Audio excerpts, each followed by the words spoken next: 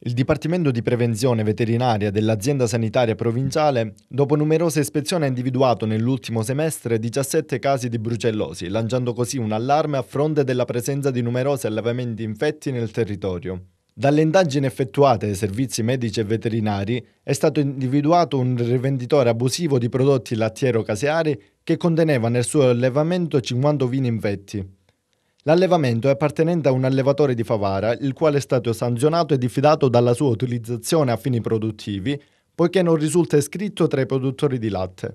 Numerosi casi si sono riscontrati a Canicattì, dove il nucleo di vigilanza ha sequestrato prodotti caseari e 4 rivenditori individuati nel mercatino della città. La brucellosi, che si trasmette consumando prodotti caseari freschi o tramite la presenza di allevamenti infetti, è stata riscontrata anche nelle zone di Licata, Naro, Racalmuto ed Agrigento. La presenza della malattia nei distretti di Canicattì e Licata è riconducibile a 2 allevatori di Canicattì, dei quali non si è riuscito ad abbattere i 232 capi infetti di brucellosi, visto il continuo cambio di dimora non autorizzato degli ovini. È ipotizzabile quindi una diffusione della malattia nel gregge.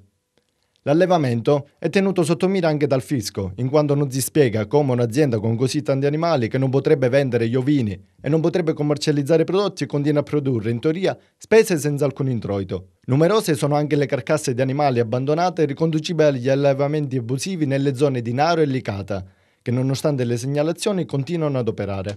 Purtroppo la piaga della brucellosi è un problema serio e anche se è in via di risoluzione nella provincia di Agrigento perché si è fatto un grandissimo lavoro, in più ci eliminiamo la brucella dal territorio, più diventa pericolosa perché non abbiamo più la possibilità di poter resistere a questa malattia e di essere abituati al contatto con questa malattia. Per cui praticamente oggi abbiamo quando una brucella entra nel circuito alimentare fa molto più danno di molti anni fa dove era la norma e quindi eravamo assuefatti, immuni, riuscivamo a resistere a questa malattia.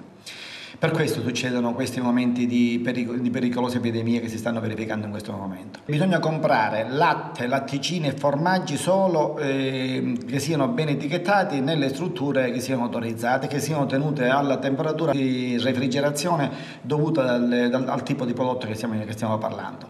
Mai comprare dagli abusivi, mai comprare e fermarsi in mezzo alle bancarelle se non sono ben etichettati i prodotti e conservati in maniera refrigerata e stare attento specialmente quando si consumano questi prodotti sulla provenienza che è nel regolamento descritto nell'etichetta della provenienza, perché chiaramente se esiste un'etichetta possiamo stare tranquilli che il prodotto è certo, però in altri casi è pericolosissimo.